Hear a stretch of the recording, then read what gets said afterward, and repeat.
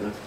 Yes, Tom Duster. Here. Scott Holwick. Here. Roger Lang. Here. Renee Davis. Here. Dan Wolford. Here. Ken Houston. Here. Wes Lowry. Here. Kevin Bowden. Here. Hope Bartlett. Here. Alex Merkline. Here. Nicole Halpin. Here. Chris Huffer. Here. Heather McIntyre is here. We do not have a council liaison right now, but we also have with us Sean Cronin and Scott Griebling from St. Vrain Left-Hand Water Conservancy District. The liaison, is that yet to be decided? Yes, they haven't done that yet. Okay, very good. Can I have approval of any questions on or comments about previous month's minutes? So if not, can I get a motion to approve them? Dan? Yeah. Second? Second. Tom, second. All in favor? Yeah. Aye. Aye. Thank you. Kevin, you want to give us a status report? The flow on the St. Vrain this morning at 8 a.m. was 25.8 CFS. The 125-year historic average is approximately 14.5 CFS for the state. Currently, the South Platte River and the St. Vrain Creek are operating under free river conditions with no calls on the St. Vrain at this time. Button Rock is currently at an elevation of 6382.6, or approximately 12,616 acre feet in storage, which is about down 17, just over 17 feet, over 3,500 acre feet. Union Reservoir is in a gauge height of 18.4 feet, or 6,632 acre feet in storage, and that's down approximately 6,000 acre feet from full. Basin reservoirs at the end of December were at 59.8% of full. Last year at this time, the reservoirs were 75% full. Sit here so you can get to the slides. Any questions for Kevin? Thanks, Kevin. Okay, public invited to be heard, We don't have any. We have special presentation though. in place of that. Yep. Hold on one second.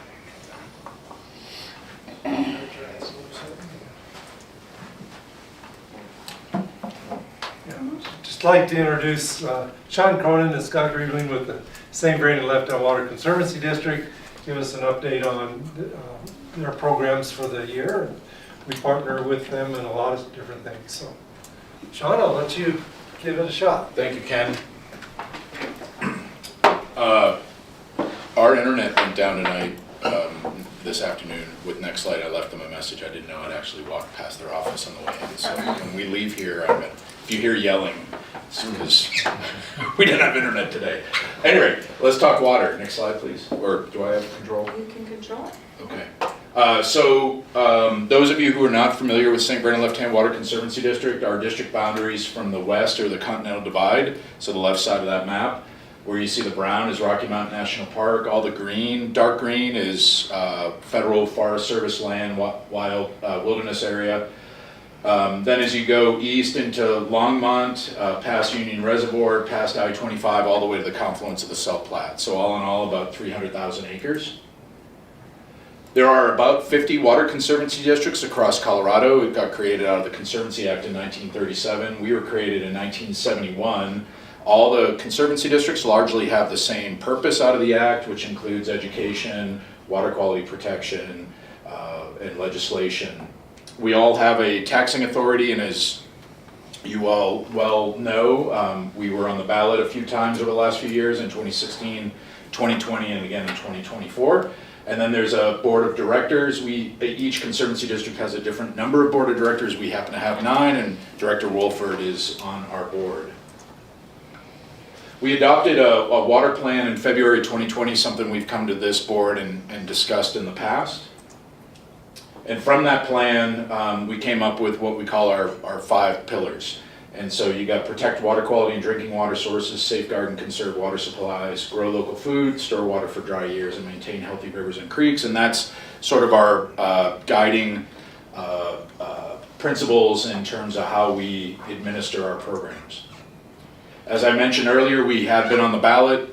This is the results. The far right is the 2016, and that was what's called debrucing, where the voters said, go ahead and maintain the mill that you have at the time. And then in 2020, we asked to increase that mill with a 10-year sunset. And then in 2024, went back to the voters and said, hey, would you allow us to keep that sunset in place perpetually past 2030? And so you see the results there, 84% saying yes on the extension. Something, again, we've reported to this board in the past. We had adopted a stream management plan. We actually have a meeting coming up with many in the basin, including your staff, coming up in the next few weeks. But it has these basic initiatives, which many in the area are interested in having management activities done, which was flow management, habitat restoration, water quality improvements, and infrastructure. One idea that came out of those pillars is the use of additional storage. So we've come up with a unique way called creek improvement facilities, where we look at existing storage off-channel, look through additional exchanges, the dead storage that might exist in existing reservoirs, and how can we regulate those and manage those in such a way that we deal with environmental flows, which rolls back to that stream management plan. We've also incorporated, with the funding that was voted for in 2020 and again in 2024, what we call our partner funding program, which is used to leverage the district's dollars against other projects. You'll see City of Longmont there in the bottom left. We participated in a conservation program and many other partners where we're doing good work and leveraging the district's dollars with other federal and state grants.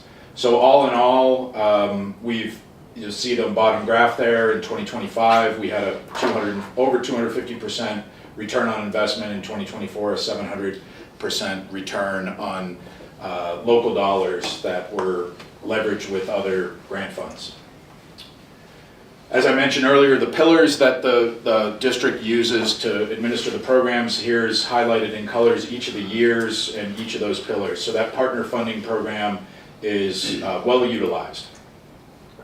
Similarly, here's the red is the district map. So each of the blue dots represents a partner funding program. Some of the partner funding programs have multiple geographies, so it might be duplicated on there, but really what this is intending to demonstrate is we are diverse in how we spend that money across the district boundaries, and all the different pillars, as I mentioned earlier, being executed.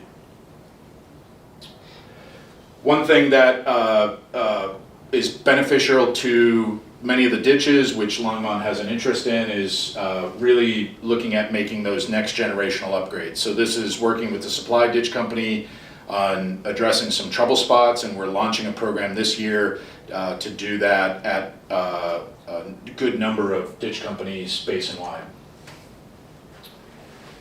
I'm going to skip over this one for time. Another one that I think Longmont is very keen and interested in is fire mitigation projects, and not only are we investing dollars up towards the Button Rock Reservoir, but also throughout the basin. And then we work with Hope and your staff on turf replacement program, and we had also funded a xeric demonstration garden. This one is certainly of interest to a lot of folks, including Longmont. For decades, or many decades, have been interested in how water is diverted out of South St. Vrain Creek down to Left Hand Creek. The ditch company actually approached us and said, would you be interested in helping us fund or funding an automation that would actually tighten up the water delivery from St. Vrain Creek to Left Hand Creek? So we gladly funded that, and that's been in place and been yielding some good results. Another one that is of interest to the community, especially here in Longmont as well, is passage projects. where we look at existing diversions and figure out a way that we could pass sediment or pass fish. This is off of Left Hand Creek, where they have truck loads, plural, of sediment that they haul out regularly throughout the year, not just annually, but regularly. So they're very interested in a project that would not only reduce that sediment load, but pass fish during certain periods of time. So we are co-leading that with the Watershed Center, our local nonprofit watershed group. Might turn this over to you. Yeah. So one of the big ways that we are hoping to fund some of these projects and others is through the NRCS's PL 566 program. It's their watershed program. I believe we've spoken to the group on this, presented to you on this in the past. There's several projects that the city of Longmont is the co-sponsor on and kind of leading on, that the district is just helping to facilitate through the funding process. With any big federal funding process, we are learning as we go, and it is taking longer than maybe originally thought or originally communicated. So we're kind of have several groups of projects, and we are moving them through the process at different phases, and we'll keep everyone posted as we move along. And the city staff has been really helpful in giving us the information we need so that we can then make those presentations and those that available to the NRCS. It's just real quickly it's to the tune of $240 million worth of projects across the district. So a really unique opportunity to leverage the watershed program to bring a lot of funding for a number of different types of projects in the district. Couple other projects I wanted to highlight. One is our ASO, our Airborne Snow Observation project, and it is using LiDAR-mounted, airplane-mounted LiDAR to measure snowpack across the basin. This is a map showing the snowtail sites that we have in our area, kind of across Colorado. What ASO does is it provides, instead of just 3 measurements in this case, incredibly on a 3 meter by 3 meter basis, snow depths across the whole basin. Really cool program. It calculates the actual snow water equivalent instead of snowtail sites give a % of normal, which is really useful, and it's a time series. But what this does is it actually measures the SWE volume, the water volume in the snowpack. And it also shows you how that snowpack is accumulated throughout the basin. So you can compare different basins, different tributaries, you can compare different aspects, different elevation bands. As we fly these flights, we are just learning more and more ways that this data can be used to help inform water management decision making. How often do you do the flights? So the flights, because they're really expensive, are we've been able to do 1 per year for the last 2 years, and we'll have another one planned this year. And the timing of the flights, or? We shoot for around peak snowpack. This flight was May 21st because the weather that year was so cloudy there wasn't a good flight window until later in the month, or later in the season. This year we're shooting for sometime late March or early April. Scott, can I interject something? So one thing that relatable to Longmont is the technology is continuing to advance, as Scott mentioned, and apparently they make the lasers a little smarter over time. And so one thing that we were not necessarily expecting, but we got last year, was they could actually tell the temperature of the snow when they shoot that. And so it's one thing to know. You're stealing my thunder. Oh, sorry, did you mention that? Sorry. Real quick, this is, we'll get back to that. Does it measure thunder? Yeah, exactly. It steals it from you. This is just an example of the report, and I can't remember if we send these to you automatically. If not, I'm happy to once we get the flights in. Shows the quick overview of where the snowpack is accumulated and how much there is. There's also some forest health applications. And, oh, I didn't include it, Sean. See? Yes. I knew it. So it also does, it's actually not a direct measurement, but they use a number of tools to model what the snowpack temperature is and how close to melting it is. So snowpack can be very, very cold. Right now it's probably really cold after the last several weeks of cold weather.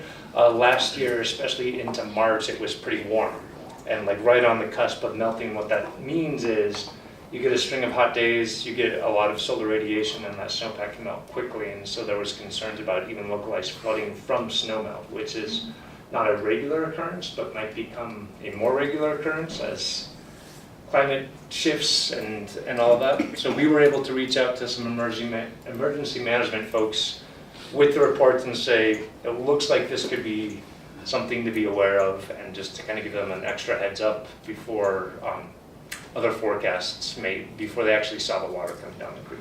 So the city of Longmont Emergency Management appreciated that information. I don't know that they messaged any differently, but they said we weren't aware of that information, so thanks for letting us know. Yeah.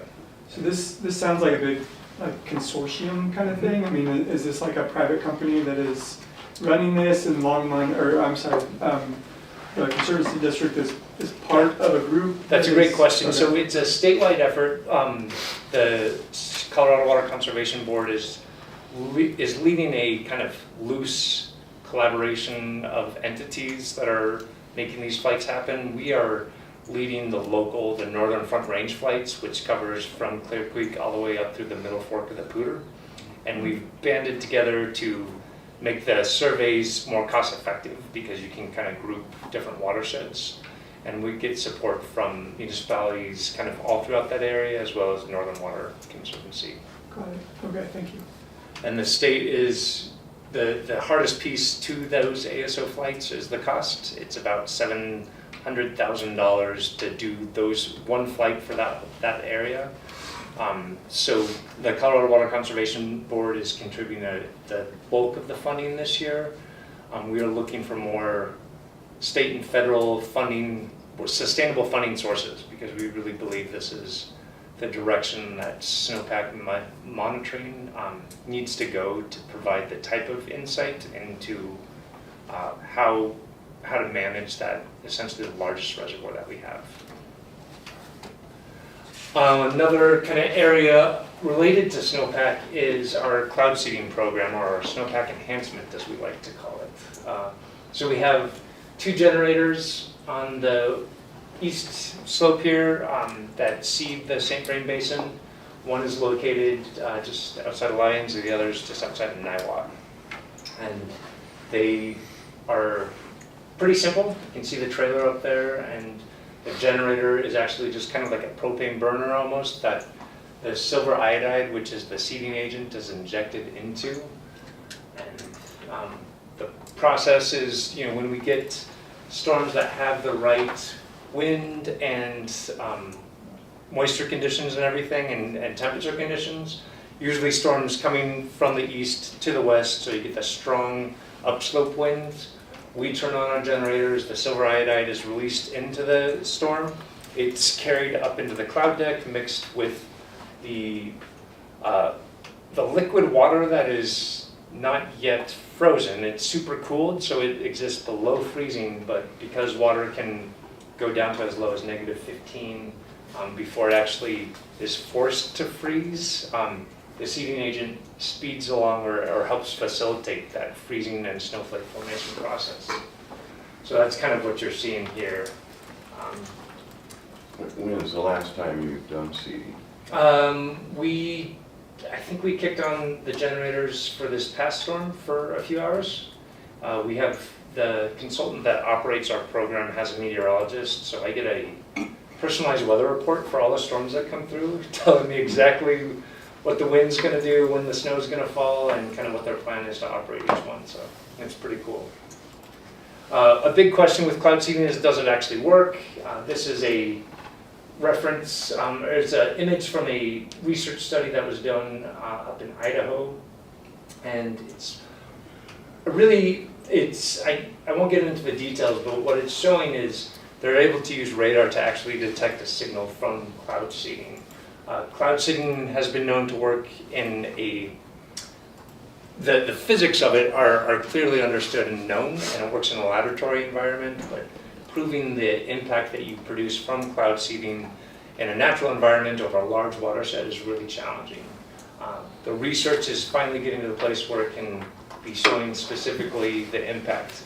And we're working with the researchers on this to use some modeling research to determine what the impact is for our seeding efforts. So I'm excited about that as well. And this is where the generators are. This was last year's season, about 100 hours of operation.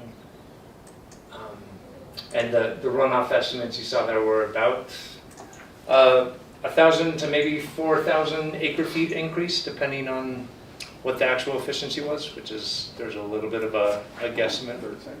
What's that? Are we working on a third site also? We are working on putting in a third generator on the Grand Lake site to capture storms coming from the west going to the east. This is just a quick picture of kind of what typical generator dispersion looks like over our watershed.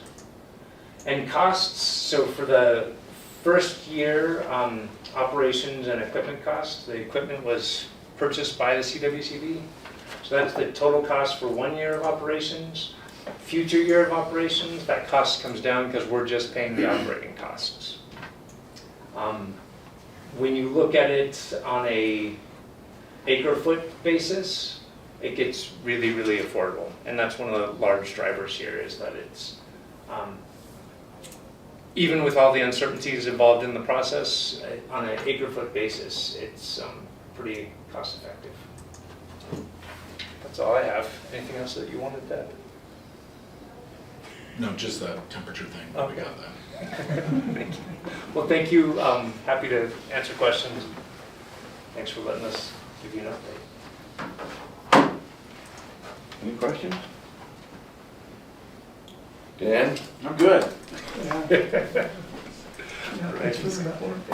Well, thank you for your presentation. Thank you. Yeah, you got it. I lost track.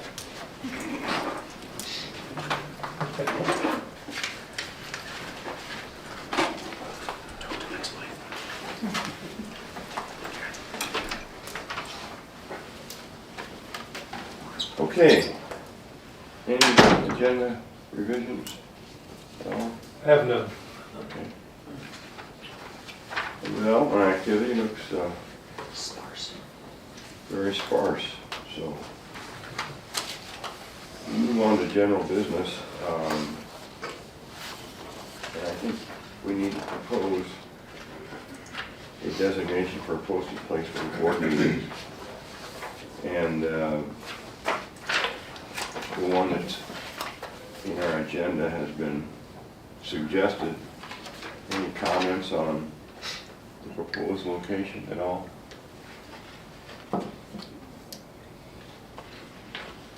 We're happy with it. Somebody want to make a motion that we accept it? Sure, I'd make that motion to designate the city's website as the official posting place for the water board public meeting notifications, with the bulletin board located at the west entrance of the Civic Center lobby as the secondary physical location for posting. And as always, feel free to contact Wes Lowry at his cell phone number. Sorry, at his official number or his official email address for questions. Still working, is it? Now, we'll see.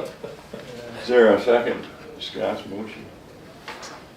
Second. All right. All in favor, say aye. Aye. Okay, all right. Very good. Okay, Ken, give us an update on Windy Gap. Yeah, we'll be happy to do that. Normally I'd try to show you a few pictures, but there aren't any new pictures to show, so I'll just give you a quick update. To be real honest, the project's on a semi-hold right now. The main dam, the hydraulic asphalt core contractors from Switzerland, and so he let all his folks go home for the Christmas holiday for 2 weeks. So you can understand that. And then about the time they would have fired up again, the cold weather hit. Wouldn't have really have impacted the hydraulic asphalt core, because the cold weather actually makes it set a little faster, so they can actually put it down a little more. But it did unfortunately impact the rock fill portion of the dam. They were starting to get some frozen clumps of rock fill that, from the quarry pits. So they had to wait until we get just a tiny bit warmer weather. So the actual dam itself was put on a little bit of hold. Originally, of course, you would have thought the dam would have been the critical path, but it's actually was a little bit ahead of schedule. It only has 68 days to complete it, so they'll easily be able to finish, hopefully, be able to finish the dam. Right now, actually, the critical path is all the electrical, partially because it took a little longer than anybody had envisioned to get the valve house approved for construction through Longmont County. So the building permit was held up, and so the construction of the valve house is held up. So that's now the kind of critical path. The outlet tower in the dam, they've had 2 pours, I think. They're up about 20 to 30 feet, so it's starting to look like an outlet tower, so that's going well. The one thing that, even though the hydraulic asphalt, the actual height of the dam is not going up right now, the critical part of all that was getting the rock quarried. They were struggling with that more than anything else, and the rock quarrying process and rock crushing process is still going on, and so that will get a little bit ahead of the rest of the operation, and which will keep it going even faster when they start up again. So we talked before, the valve that had to get shipped back to Germany with some bugs, been repackaged and put back on a ship. It should be about now hitting Houston, so it's hopeful that that valve will come in this week and be shipped to the construction site next week. So all of that seems to be going pretty well, and hopefully we'll be back under full construction. So schedule-wise, no break. Schedule-wise, Concerns? no, it's not, yeah, no, it's on schedule and still planned to be done this summer. In fact, they're looking now when to schedule, but it looks like we'll schedule some first fill by late summer. So, obviously, we're going to fill all the way, but there's currently sufficient water in the CBT system, and we're hoping to be able to pump a little bit of Windy Gap, and so we should be able to get some water in the reservoir starting this summer. So hang on, and we'll hopefully have some ribbon cutting, be able to get something scheduled. So that is a report on that. Any comments or questions for Ken? All right, thanks, Ken. Okay, Wes? Yeah, so I wanted to just give Water Board an update on our Beckwith change case. City staff, through its legal counsel, filed in October a change of the remaining shares of the Beckwith Ditch Company. As the board may recall, in 1987, the city of Longmont changed its then ownership, which was a little less than 50% of the company. And since that time, we've received ownership of almost 100%. There's still a couple outstanding shares, but those outstanding shareholders have given their consent to include it in this case. So we put that through in October. Objectors had 2 months to respond to that. We had a total of 8 statements of opposition to that. So we'll be working through those different, working with those different objectors to understand what their questions and concerns are, so we can get those addressed. I think we have a status conference on that coming up here next week or so, which is very common. So once that case is finalized, it'll be good for Longmont, because as you may recall, the Beckwith is one of the most senior water rights in the basin, which is probably why it received some attention. And also thanks to Scott, and I'll be giving his cell phone number at the end of the meeting too, so if people have any questions. No, but it will give Longmont some added water when it needs it. So it's we'll see what happens with our negotiations with the different objectors. But that was a pretty big effort. That was took a lot to put that together. Longmont's been working on that for years, and so to finally be able to get that done, or to this point, I think was quite an accomplishment. So hopefully we can continue to report as we move forward and get that done. So I just wanted to hit that, and then if anyone have any questions specifically, I'd try to answer. You say additional, how much water are you talking about that this would provide? It's how hard it is to work with the people that are, if probably in a real rounded number, 200, 300 acre feet. Depends what the final yield is on a per share basis, and it depends on the hydrology of that year. It would depend on if we used it, like put it into storage, as opposed to running it for direct flow, but a few hundred acre feet. But it's, because it's so senior, you could kind of think of it as being there pretty reliably. Yeah. Not a lot, but from now till we hit planning horizon, that could add up to quite a bit of water. Was it the county and the school district major shareholders at one point in time? The ones that were not. Yeah. So there's two developers Okay. that own a share each, and then the Albertsons and the Safeway Kroger's organization own 2 shares. So a total of 4 outstanding of the 217 that Longmont doesn't have. But we're hopeful to have full ownership of all 100% this year. We'll see. Anything else? Okay. Yeah. Thanks, Wes. Do that. Hope, how are you doing, by the way? I'm good. Good. Thanks. Doing good, just trucking along. We presented the updated water efficiency plan to council a couple of weeks ago, and they accepted the latest update. So we're currently in our final draft process,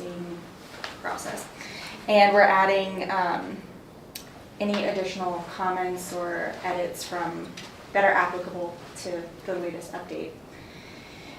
So we should have a final product for you all to review in the next month or so, and then we'll be submitting it to the state for final approval. And then once it's approved, it goes on file for 7 years, and it will be our guiding plan for the conservation program for the next 7 years.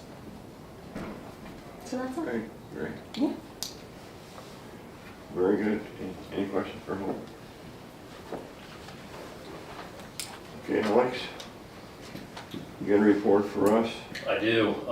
Before I get into that, though, I just want to make an interesting note. Several months ago, I was reading one of the past future water demand evaluations for Longmont from the 80s or 90s, and I saw they noted how the Soviet Union was conducting cloud seeding operations, and made a note how that might affect precipitation into the future. And look at where we're at now. 50 years behind those guys. Yeah. Sputnik's next, but. All right, but yeah, so as we start to enter this new legislative session, sorry.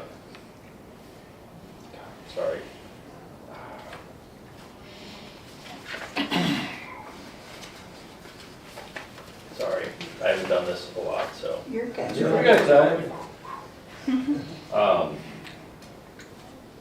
So staff will be monitoring bills that are introduced, which are most relevant to our work. So far, 4 bills have been introduced which are relevant to our department. Among those 4, one is being brought to the city council tomorrow with the recommendation to support the bill. The bill in question is regarding individuals who work on backflow prevention devices and the removal of the licensure requirement for individuals who inspect, test, or repair the devices. And that one, again, will be going to the city council tomorrow for recommendation, I believe brought by the city legal representation. And among other legislation, there's a water project eligible list. There are no Longmont projects included on that. The water resources staff doesn't take any particular stance on that one. Another is increasing efficiency division of water resources, which changes the length of permit for ground well construction, which extends it from 1 year, I believe, by another year to 2 years. I believe again with that one, staff takes no particular stance. And the final of those 4 is future of severance taxes and water funding task force. And that is aiming at creating a task force to look at the future of severance taxes and funding and water funding. And again, with that one, the staff just takes no particular stance. And continuing into the future, water resources staff will ensure we continue to follow what legislation enters and try and see what stance we may or may not have on it. Any concerns of what may be coming out of the legislature that would impact us? The only one would probably be the one regarding the backflow light, or the one that's going to be going to city council tomorrow. But we support it in the fact that it should make backflow inspections an easier task, given they wouldn't need a license to do such. A little tiny bit counterintuitive of Yeah. why would you not have a license? What really happened is you've got people get plumber's license, do all types of plumbing. But you had to get a specialty license to get the backflow device. And so there are a lot of plumbers out there, a lot of people have plumbing licenses, but very few people would have the ability to have the extra license for backflow. Quite honestly, backflow device is pretty easy to install. It's really honestly similar to many plumbing things. So basically this will then allow the plumbers. If you have a plumbing license, you can install the backflow device. And so that was really just to make it seemed like a redundant license. This is actually corrected legislation, Roger. Last year, they passed legislation which had an unintended effect of creating an incredible backlog because there weren't enough supply of people that were licensed to do what needed to be done that could do it. So they had to do an emergency session to have a workaround in the last session, and this is correcting the legislation that they passed to allow supply and demand to be in equilibrium. Because they restricted it so much that nobody could do it, and therefore nobody could get anything approved, right? Because there's nobody there to approve it. So It's good news. It's good news. It's just weird. It's a weird way of bringing legislation because it was done because the legislation from last year wasn't thought out very well. Legislative process. Glad to hear that. I know, right? Anything else, Alex? That is it for now. And hopefully having these links will be helpful if like for example, that City of Longmont Legislative Affairs link, when we submitted the packet, it read differently than you would find today. So if you were to click on that City of Longmont Legislative Affairs link, it'll pop up the cities that the city's taking to City Council tomorrow on particular items. So not just water-related items, but any of city interest, you'll find under the City of Longmont Legislative Affairs link. And so we're hopeful that this makes it more efficient for any of you that want to go out and find either specific water ones that might be of interest or just in general with the City of Longmont. So that's why we've kind of done it this way. And we'll continue to do it this way for the forthcoming months until they adjourn in May. So who's our city rep Sandy. Sandy down there. See it? Sandy's the one, so if she has any, needs some input, she reaches out to select staff to provide input. Okay. I follow up. So does anybody at Longmont actually sit on state affairs, or do you guys have a conduit of municipal league people that do that on behalf of water, or is it just the generic legislative liaison for the city? Sandy Cedar, she doesn't actually sit, I don't think she sits on the state affairs committee, but she kind of takes over for the whole city. Yeah. And she looks at every single bill, and then she parses them out to, you know, if it's water, to transportation, to engineering, and that kind of thing. So she keeps real close tabs on it. And I'm pretty sure we don't have a legislative liaison anymore. We used to have one, but Like SDA, there's the municipal league. Right, no, I know there's other entities out there, I just didn't know if we had a specific person that was involved in any of those sub. yeah, it's really Sandy Cedar trying. Yeah, it does. And do you, Ken, I don't know, I don't know the answer to this, but with the proposition that was passed by the voters last year to reallocate dollars from gambling revenue towards water projects, do you know how that's been implemented, if at all yet? I haven't paid any attention. It dawns on me that they're talking about budget shortfalls this year. There's supposed to be additional budget dollars for water projects. I just haven't I have not heard that they've allocated any. Yeah, I just didn't know what their protocols were for Um, having extra money and using it in the fashion that was intended by the voters. Yeah, I think I've just come to take it for granted that it'll happen. And I don't know anybody that's following up on how much came in from gambling and how much has gone out. Well, we had up to the $29 million part already, so we probably haven't gone anywhere near that since that proposition passed. But I'm just curious how that's going to be extended. So, figured you guys might know. Okay. Other staff updates. Yeah, I just have a couple real quick ones, that weren't even items. The one is, we've talked in the past a little bit about our forest stewardship plan up at Button Rock, and we've reported on a number of the thinning projects that we've done. One of the aspects of thinning is then you end up with material you thin. And so uniquely with the weather, we had snow and then we had 3 or 4 days of below zero weather.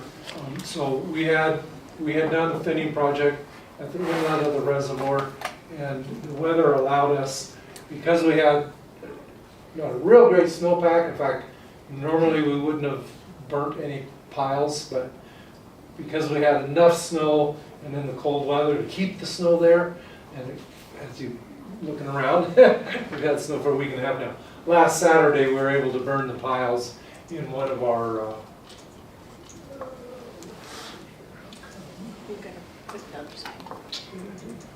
there we go. So this is Ralph Price Reservoir. This area around here at the inlet, about 3 or 4 years ago, we did a cut here. The piles, the branches and that smaller diameter trees were all piled. And so this is what it looked like a week ago Saturday. They were able to start those piles. And you can see they're out in the open, plenty of snow to camp around. So about 258 piles were burnt on that Saturday, which is, quite a few. Takes a little bit, and it takes 3 to 4 days for them to completely burn down. But with cold weather, we stayed, and even afterwards, the Rangers were still smiling. So that's just wanted to give you a quick update and let you see what it was like to do some of those pile burns. Ironically, they were at the same time, the same last week, just because of the particular weather. The U.S. Forest Service burned a whole bunch of piles up at Pearson Park, which is halfway between Button Rock and the Peak to Peak Highway, just on this side of the Twin Sisters. They burned so many piles that you literally could see the smoke plume going up, and we got few calls about it, but that was burning. And the National Park Service just today sent out a notice that they're gonna do some burns in Rocky Mountain National Park over the next couple days up by Allen's Park. So, and then this Saturday, I believe it's this Saturday, Boulder County's gonna do a couple pile burns in Hall Ranch. So just kind of a unique, it might be sometimes 3 years before you can get the conditions reasonable and safe enough to do pile burns. And so they happened this last week, so everybody's out burning piles. So just thought I'd let you know that. And the other thing I wanted to let you know is that not last Tuesday, but the Tuesday before, City Council did, this coming Tuesday, tomorrow, City Council will be reviewing the resolution for the cash and move. So we were finally able to get that all together and approved, and it's on the City Council agenda to be approved. It's a resolution, so it'll be on consent, probably won't even be pulled off consent, so it'll pass on the overall consent. And then if that passes, it'll still be set up as Water Board recommended to increase on May 1st this year. So it'll give us a few months to contact all the development community to make sure they're all aware of it before it actually happens. And I think that's going to be much better. And then in March, we'll have our quarterly review.